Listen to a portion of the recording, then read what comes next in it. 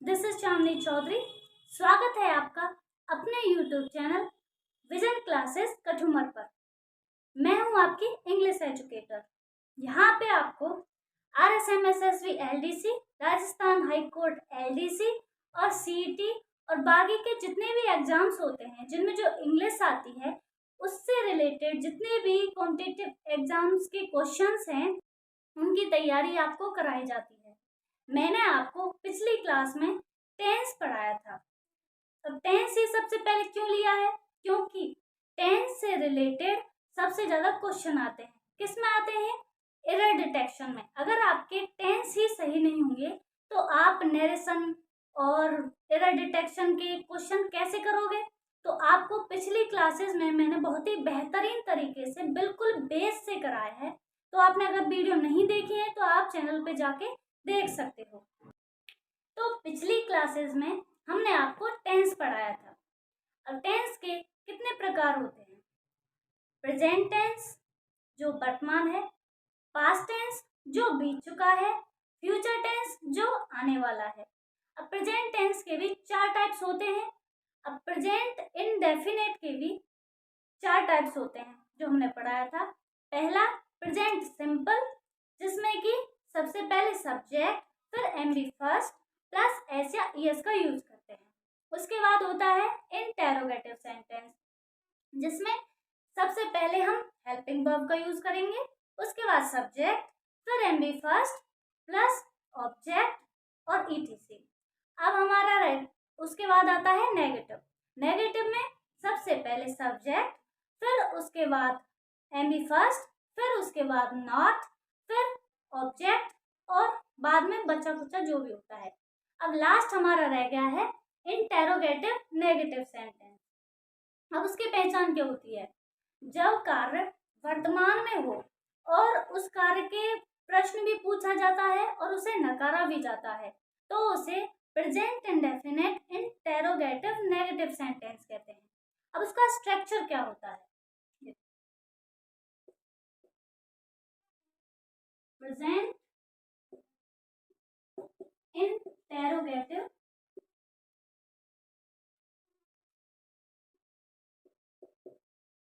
Negative.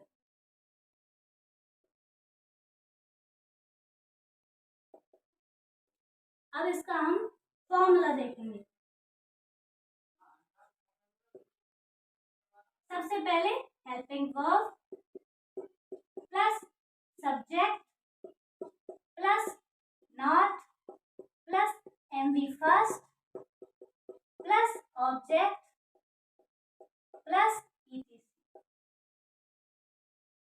अब helping verb भी आपको पता है 2 प्रकार की होती हैं। एक हेल्प जो हमारी डू डज है और एक है WH वर्ड से शुरू होने वाले। अब जब ये बात आप ध्यान रखना, जब भी WH वर्ड वाले होते हैं सिर्फ WH वर्ड को जोड़ना है और बाकी का स्ट्रक्चर बिल्कुल ऐसा था ऐसा ही आपको रख देना है। अब WH वर्ड उसके बाद हेल्पिंग वर्ब हमारी डू या does plus not plus MV first plus object. अब ये हमारा स्ट्रक्चर हो गया। अब हम इससे रिलेटेड सेंटेंस बनाएंगे।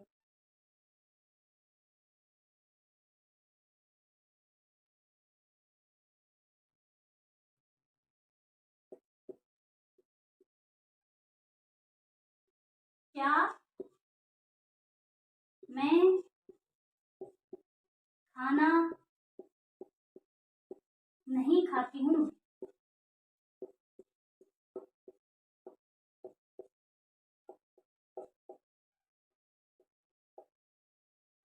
Question mark. अभी हमें पता चल रहा है ये सेंटेंस जब पहले से ही इसमें प्रश्न पूछा जा रहा है तो ये हेल्पिंग वर्ब वाला है, तो आई के अनुसार क्या आ जाएगा? Do I. अब खाना खाना एक ही क्रिया होता है। अब डू के बाद में आई आ गए तो तीसरे नंबर पे सबसे पहले हम नहीं आ रहा है तो यहाँ पे हम नॉट लगा देंगे। नॉट और हैव फूड, ये हमारा सिंपल सा बन गया। अब जैसे कि WH वर्ड वाले जैसे कि तुम यहाँ क्यों नहीं आ जाते, आ जाते हो।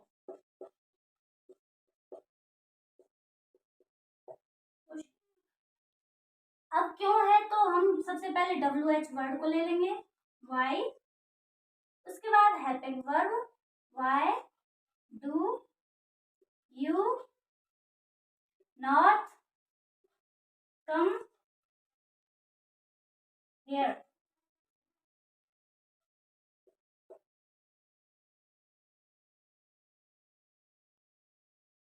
सबसे पहले हमें करना क्या है, हेल्पिंग वर्ब वाले में सबसे पहले हेल्पिंग वर्ब, उसके बाद में सब्जेक्ट, फिर उसके बाद में नॉट, और फिर उसके बाद में एम बी फर्स्ट, और फिर ऑब्जेक्ट।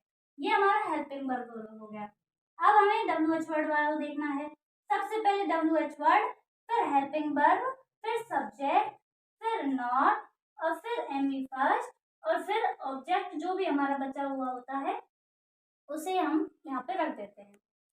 आगे समझ में। अब हम अगला टेंस देखते हैं, प्रेजेंट कंटिन्यूअस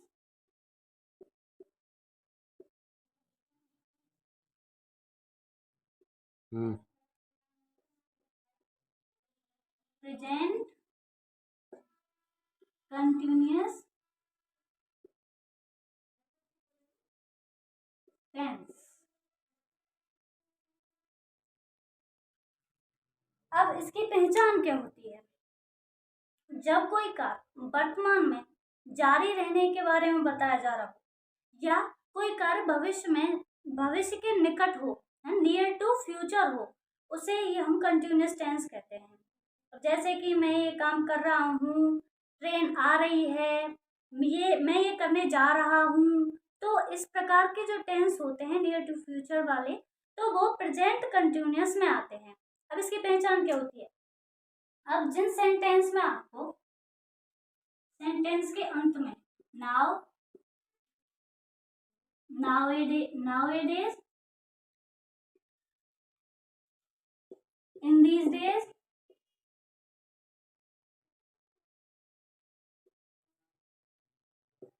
presently,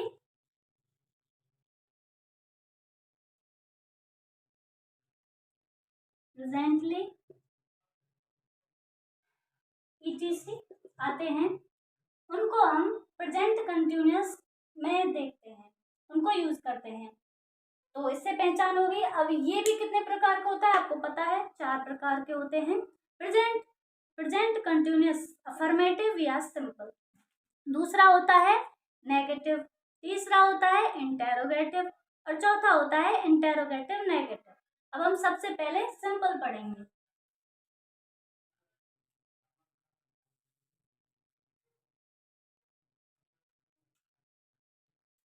सबसे पहला अफर्मेटिव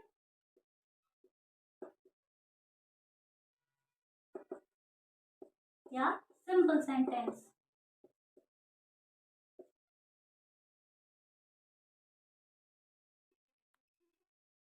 अब इसमें हमें यूज क्या करना है, हेल्पिंग वर्ब हमारी क्या होती है, इज, एम और are, plus M V first, plus I N G. Helping verb के रूप में हमें किसका यूज करना है, इज, एम, आर, और एम बी फर्स्ट में ING का यूज करना है। अब इज, एम, आर किसके साथ यूज की जाती है, इज ये यूज की जाती है एक वचन कर्ता के साथ में, यानी कि जब सब्जेक्ट हमारे पास में सिंगुलर हो तो हमें इज का यूज करना है, जैसे ही, शी, इट, नेम। जो भी कर्ता हमारा एक वचन होता है तो हम इसका यूज करते हैं। अब एम का सिर्फ और सिर्फ आई के साथ यूज होता है। और अब है आर, ये यू, वी और और दे। बहुवचन जो कर्ता होता है उनके साथ आर का यूज किया जाता है। आगे आपको समझ में, इसका किसके साथ यूज करना है? ही, शी, इट, नेम। एम का किसके साथ यूज करना है? आई के साथ में। और आर का यूज किसके साथ करना है? यू, वी और दे। उनके साथ में आपको एम बी फर्स्ट का यूज करना है, इज एम आर का यूज करना है और एम बी फर्स्ट के साथ में आई एन जी को यूज करना है। अब देखते हैं हम स्ट्रक्चर फॉर्मूला।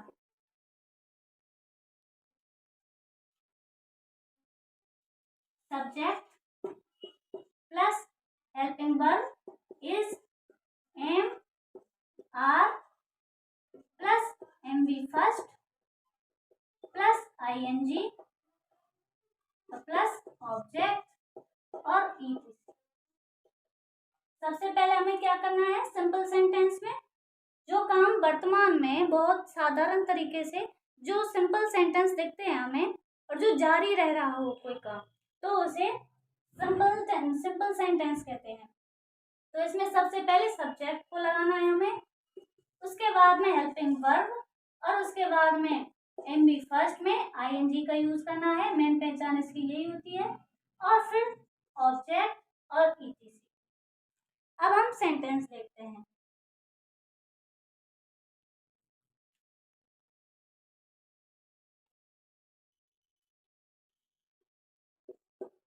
मैं खाना पका रही हूँ।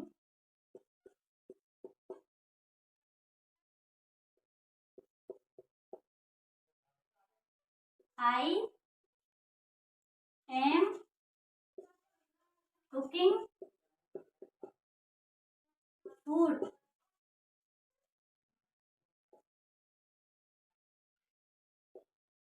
सबसे पहले हमें सब्जेक्ट, फिर हेल्पिंग वर्ब आई के हिसाब से एम आ जाएगी, फिर उसके बाद में एम बी फर्स्ट में आई एन जी और फिर ऑब्जेक्ट जो भी हमारा बचा होता है उसे लिखते हैं।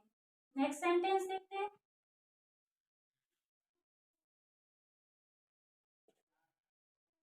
मैं सोहन अंग्रेजी पर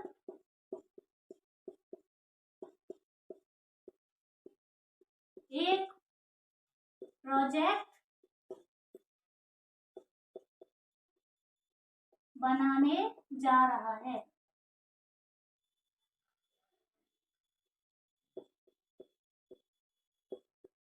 अब ये सेंटेंस हो गया हमारा नियर टू फ्यूचर, मतलब कि हमारा जो अब होने वाला है काम कि सोहन अंग्रेजी पर एक प्रोजेक्ट बनाने जा रहा है।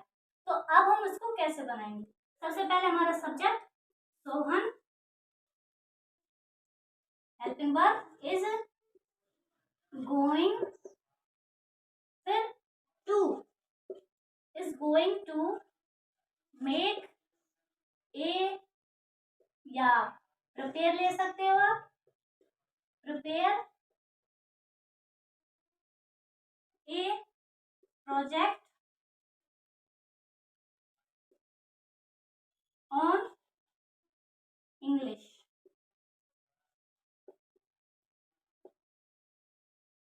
सोहन सबसे पहले सब्जेक्ट, फिर हेल्पिंग वर्ब और going plus to, make, prepare, उसके बाद हेल्पिंग वर्ब, फिर एम बी फर्स्ट में आई एन जी और उसके बाद में जो हमारा ऑब्जेक्ट बचा होता है बाकी का हम सारा का सारा यहाँ पे लिख देंगे।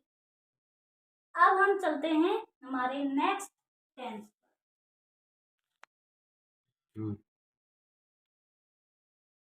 अब हम अपने नेक्स्ट सेंटेंस पे चलते हैं जो है इंटेरोगेटिव।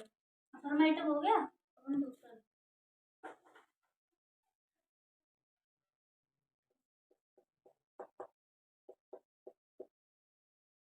इंटेरोगेटिव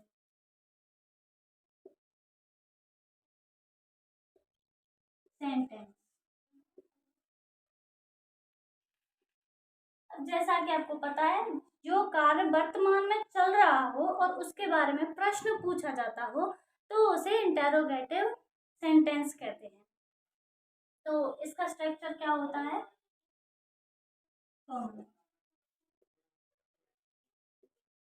सबसे पहले हम helping verb is am are plus subject plus M B first plus I N G plus object plus E, ये हमारा हेल्पिंग वर्ब वाला हो गया। अब हम WH वर्ड वाला देखेंगे। WH वर्ड प्लस में जो भी हमारा बचा कुचा है जो हेल्पिंग वर्ब से चालू होने वाला होता है उसको हम सेम टू सेम यहाँ पे लिख देंगे। WH word plus is am are plus subject plus M B first plus I N G plus object और बाकी का जो भी बचा है। सबसे पहले क्या करना है हमको? हेल्पिंग वर्ब वाला हो तो सबसे पहले हेल्पिंग वर्ब, उसके बाद में सब्जेक्ट और उसके बाद में एम बी फर्स्ट और उसके बाद में ऑब्जेक्ट आई एन जी लगानी है एम बी फर्स्ट के साथ में। WH वर्ड वाले में सबसे पहले WH वर्ड, फिर हेल्पिंग वर्ब, फिर सब्जेक्ट, फिर एम बी फर्स्ट में आई एन जी और फिर ऑब्जेक्ट। आगे आपको समझ में? अब इसके एग्जांपल्स देखेंगे।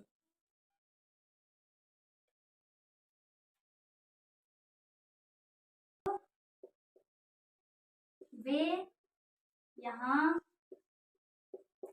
खेलने क्यों आ रहे हैं? क्वेश्चन। अभी हमारा WH वर्ड वाला हो गया। अब इसके हिसाब से दे के हिसाब से हम क्या लिखेंगे? Why are they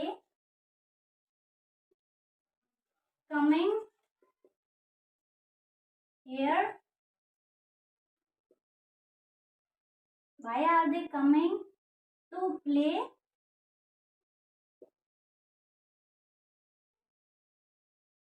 here now? सबसे पहले हमें WH वर्ड को ले लेना है, उसके बाद में हेल्पिंग वर्ब, फिर सब्जेक्ट, फिर एम बी फर्स्ट में ING और उसके बाद में अगर गोइंग के बाद में ज्यादातर टू का यूज करते हैं, गोइंग टू, और जो भी हमारा बचा कुचा सेंटेंस में ऑब्जेक्ट बचा हो उसे हम सेंटेंस में लिख देंगे। नाउ कंटिन्यूअस टेंस की पहचान होती है। ठीक है, आपको समझ आ गया? अब हम नेक्स्ट सेंटेंस पे चलते हैं। अब नेक्स्ट हमारा होता है तीसरा सेंटेंस, वो है नेगेटिव सेंटेंस।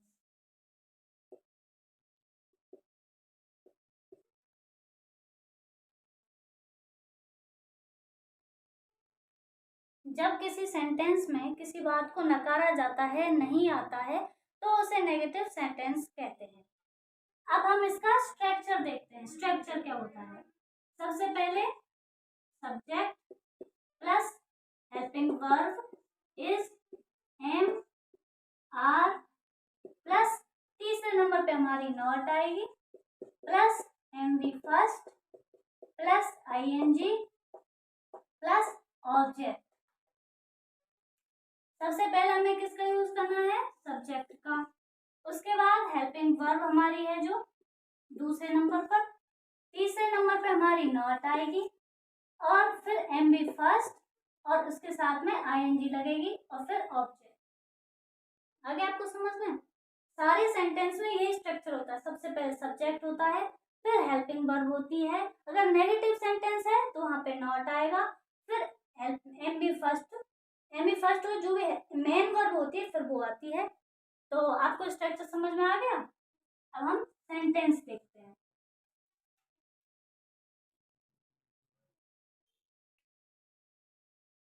वह इन दिनों एक स्वेटर नहीं बुन रही है।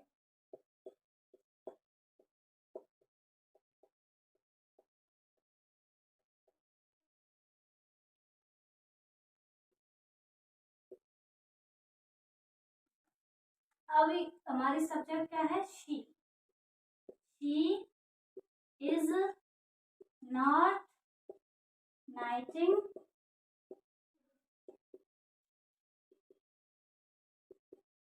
a sweater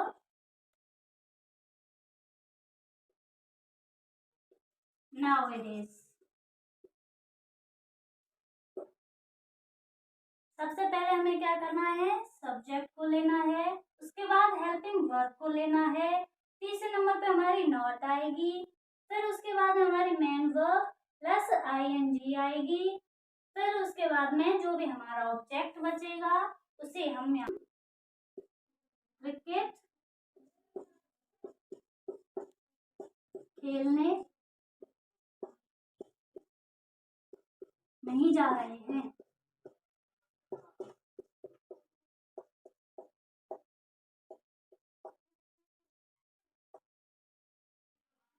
We are not going to play cricket।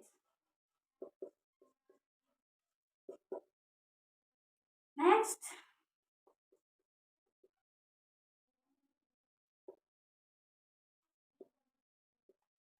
सब लोग साथ में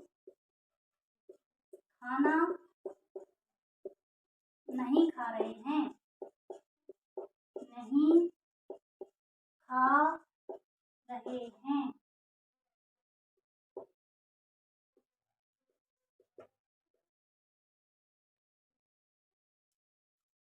All people या already are not having food together।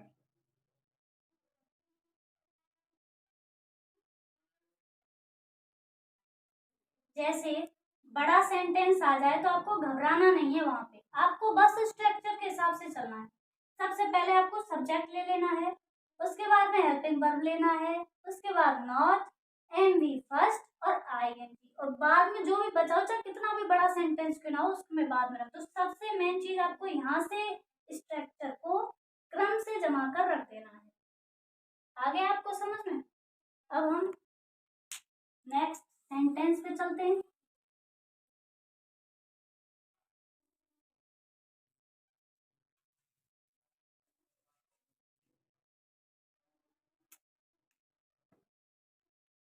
Last हमारा है interrogative negative sentence.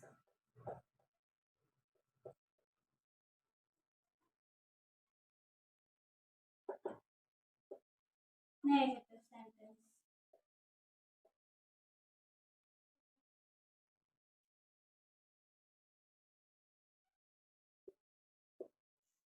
Interrogative negative sentence की क्या पहचान होती है? जिस कार्य में कोई प्रश्न पूछा जाता हो और उसे नकारा भी जाता हो तो उसे इंटेरोगेटिव नेगेटिव सेंटेंस कहते हैं। अब इसका स्ट्रक्चर क्या होता है? फॉर्मूला। सबसे पहले helping verb is am are plus subject plus not plus M B first plus I N G plus object plus E. अब दूसरा होता है हमारा WH वर्ड वाला। WH word plus helping verb is am are plus subject plus not plus M B first plus I N G plus object plus ETC।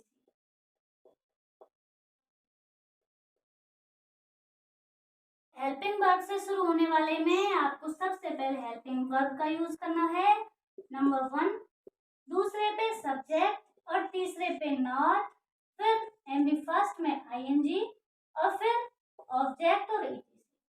अब WH word वाले में जैसे मैंने आपको बताया था, सबसे पहले डब्ल्यूएच वर्ड और उसके बाद में जो भी हमारा इंटरोगेटिव हेल्पिंग वर्ब से शुरू होने वाले होते हैं उसका स्ट्रक्चर सेम टू सेम यहाँ पे होता है।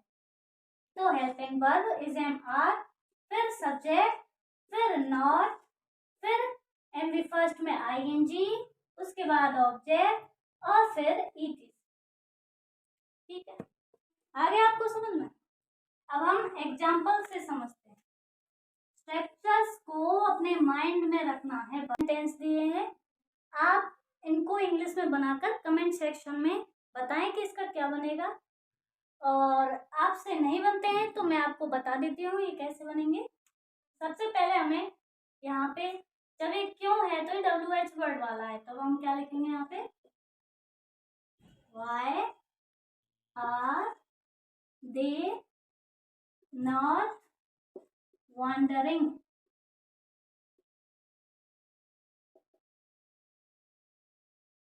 इन द गार्डन।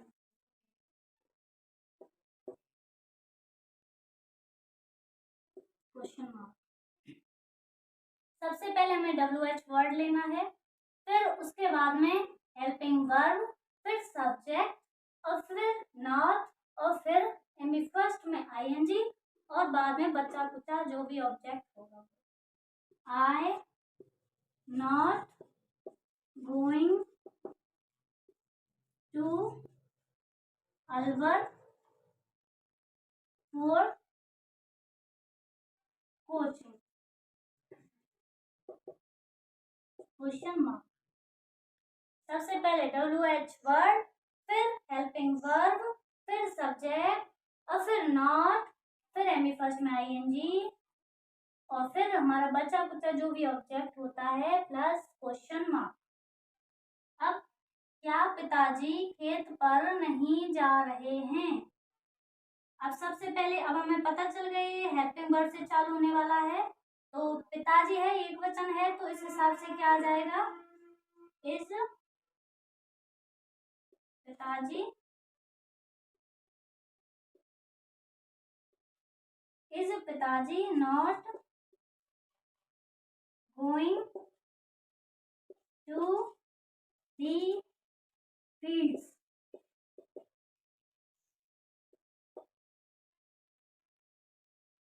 सबसे पहले हेल्पिंग वर्ब लेनी है, फिर उसके बाद सब्जेक्ट, फिर नॉट और फिर एमबी फर्स्ट में आईएनजी और फिर बचा कुचा जो भी हमारा ऑब्जेक्ट होता है उसे हम लास्ट में लिख देंगे। तो आपको समझ में आ गया क्या क्या करना है आपको। सबसे पहले डब्ल्यूएच वर्ड वाले, डब्ल्यूएच वर्ड, हेल्पिंग वर्ब, फिर सब्जेक्ट, फिर नॉट और फिर एमबी फर्स्ट में आईएनजी और फिर ऑब्जेक्ट। हेल्पिंग वर्ब वाले होते हैं उनमें हेल्पिंग वर्ब, फिर उसके बाद सब्जेक्ट, फिर नॉट, फिर एमबी फर्स्ट में आईएनजी और फिर बचा कुचा हमारा ऑब्जेक्ट।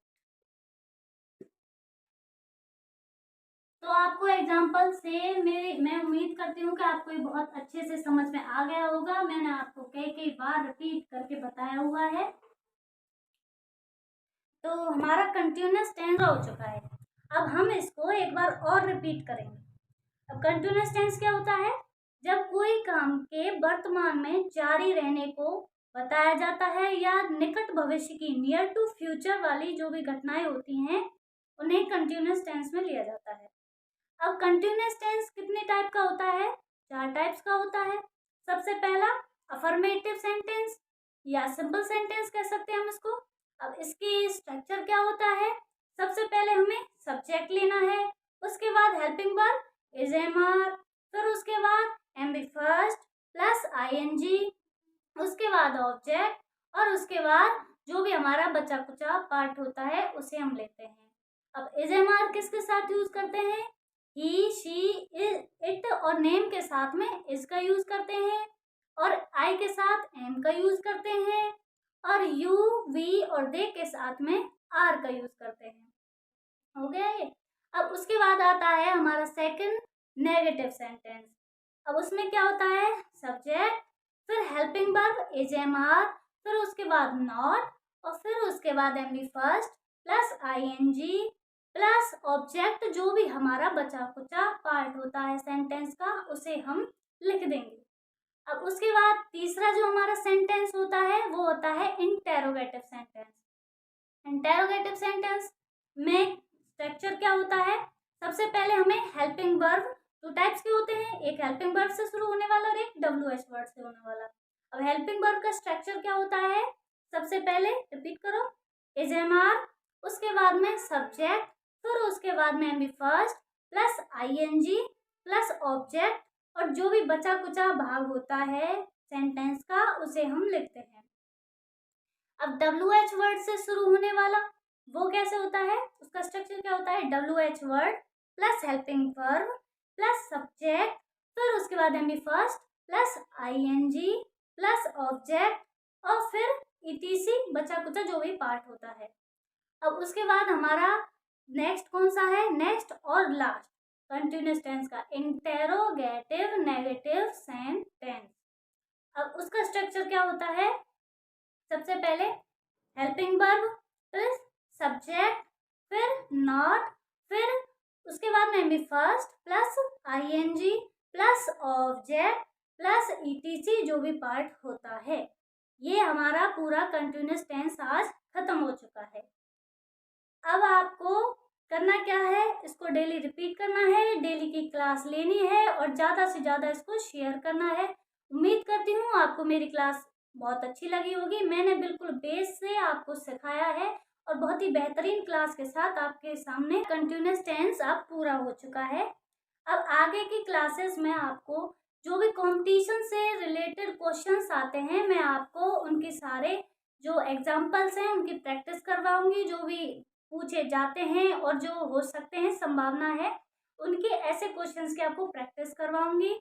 आप मुझ पे भरोसा रखिए, आपको मेरी वीडियोस देखकर बहुत ही ज़्यादा फायदा मिलने वाला है, आप सिलेक्शन लेकर ही जाओगे यहाँ से।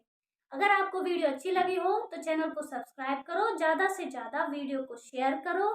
धन्यवाद।